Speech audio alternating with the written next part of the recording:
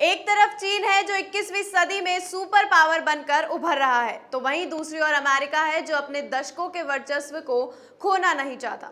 Global politics में अंदर खाने बहुत उथल-पुथल मची हुई है। कई एक्सपर्ट्स इसे एक नए शीत युद्ध का आगाज मान रहे हैं। तो चलिए देखते हैं एसकेएल न्यूज की खास रिपोर्ट में कि आखिर ऐसे कौन से अमेरिका के दो बड़े फैसले हैं जिसके लिए चीन बेहद बेचैन हो रहा है। तो ऐसे में देखिए एसकेएल न्यूज की खास रिपोर्ट। क्वाड ग्रुप अमेरिका ने भारत, जापान और ऑस्ट्रेलिया के साथ मिलकर एक क्वाड ग्रुप बनाया है। ये समूह आपस में समुद्र से लेकर सैन्य सहायता तक के लिए तैयार रहता है। इसमें शामिल सभी देशों से चीन के रिश्ते तल्ख है। माना जाता है कि इसे इंडो पैसिफिक क्षेत्र में चीन की दादागिरी के जवाब में ही बनाया गया है। और दूसरा बड़ा फैसला है ऑक्स डील। जी हां, ऑस्ट्रेलिया, ब्रिटेन और अमेरिका ने मिलकर हाल ही में एक डील साइन की है। डील के मुताबिक अमेरिका और ब्रिटेन मिलकर ऑस्ट्रेलिया के लिए परमाणु ऊर्जा से चलने वाली पनडुब्बियां बनाएंगे। द्वितीय विश्व युद्ध के बाद इसे सबसे बड़ी डिफेंस डील माना जा रहा है। इससे हिंद प्रशांत क्षेत्र में चीन की आक्रामकता पर अंकुश लगाया जा सकेगा। साथ ही अमेरिका के इन दोनों फैसलों से चीन बेचैन है। उसने खुलेआम नाराजगी जाहिर करते हुए इसे शीत युद्ध की मानसिकता कहा है। ये दो फैसले तो महज ट्रिगरिंग पॉइंट है। अमेरिका और चीन के आज इस स्थिति में पहुंचने की जड़ें वास्तव में काफी गहरी है। तो चलिए जान लेते हैं आखिर इसकी पीछे की कहानी क्या है। करीब 40 साल पहले माओ जेडोंग की मौत के बाद चीन की सत्ता पर डेंग जियोपिंग काबिज हुए। उन्होंने कई दशकों से घिसटती इकोनॉमी को डेवलप करना शुरू किया। उनके बाद भी उनकी विरासत जारी रही और चीन 21वीं सदी का ग्लोबल पावर बनकर उभरा। एक के बाद एक चीन की बढ़ती शक्ति ने अमेरिका समेत पूरी दुनिया को हैरान कर दिया। जी हां, 2001 में चीन ने वर्ल्ड ट्रेड ऑर्गेनाइजेशन ज्वाइन किया और दुनिया में सस्ते सामान की सप्लाई की। अमेरिका ने 9/11 की घटना के बाद सैन्य अभियान शुरू किए जो 2 दशक तक जारी रहे। तो वहीं 2008 में चीन में बेहद सफल बीजिंग ओलंपिक का आयोजन हुआ और इकोनॉमिक ग्रोथ भी बनी रही। अमेरिका 2008 की मंदी में सबसे ज्यादा प्रभावित हुआ। मंदी की शुरुआत अमेरिका से ही हुई।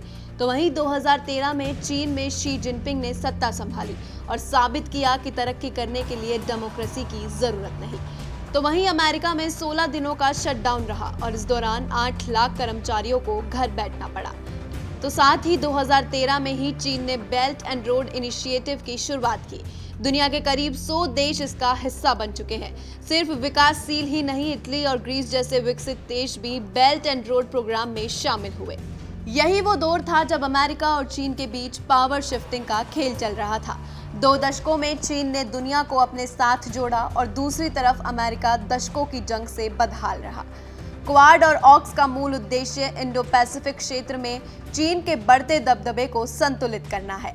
ऑब्जर्वर रिसर्च फाउंडेशन के स्टडी डायरेक्टर हर्षवी पंत के मुताबिक ऑक्स पैक्ट सिर्फ 3 देशों की डिफेंस डील नहीं है, इसमें बहुत सारे संदेश छुपे हुए हैं। अमेरिका अपने इंडो पैसिफिक पार्टनर्स को मजबूत बनाना चाहता है। ये एक शुरुआत है। आने वाले दिनों में इस तरह के अन्य कई घटनाक्रम देखने को मिल सकते हैं। हर्षवी पंत का मानना है कि इंडो पैसिफिक क्षेत्र की असल समस्या चीन का वर्चस्ववादी रवैया नहीं है, बल्कि इस क्षेत्र के अन्य देशों का कुछ न करने का रवैया है। क्वाड इसी समस्या का हल है।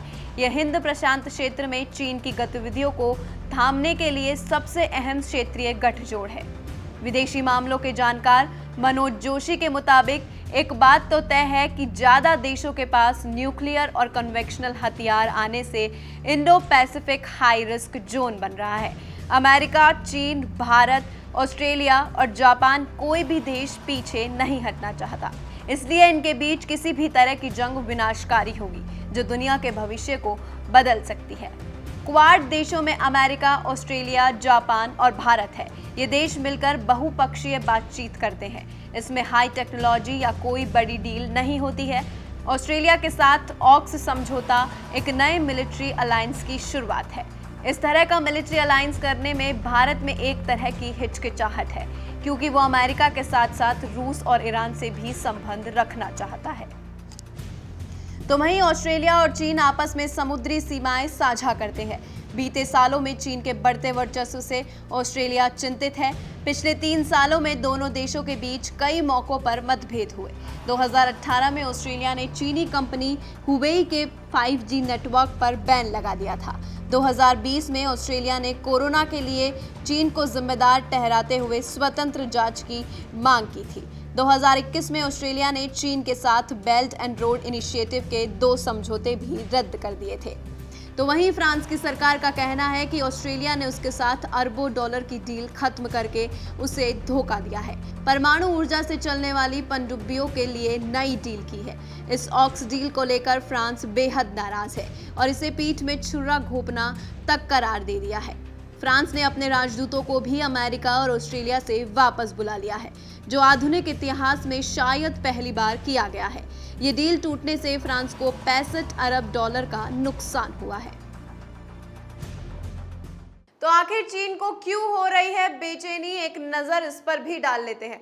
इंडो पैसिफिक इलाके में 2 सागर हैं, यहां से 42% ग्लोबल एक्सपोर्ट होता है। यहां चीन के बढ़ते दखल से अमेरिका चिंतित है। एक्सपर्ट्स का कहना है कि ऑस्ट्रेलिया के पास परमाणु पनडुब्बियों का होना इस क्षेत्र में अमेरिकी प्रभाव के लिए जरूरी है। चीन ने अमेरिका, ब्रिटेन और ऑस्ट्रेलिया के बीच हुए रक्षा समझौते की निंदा करते हुए कहा कि यह शीत युद्ध की मानसिकता को दर्शाता है। चीनी मीडिया ग्लोबल टाइम्स में एक लेख में कहा गया है, इस समझौते के साथ ही ऑस्ट्रेलिया ने खुद को चीन का विरोधी बना लिया है। फिलहाल के लिए इतना ही। आप देखते रहिए SKL न्यूज़। नमस्कार।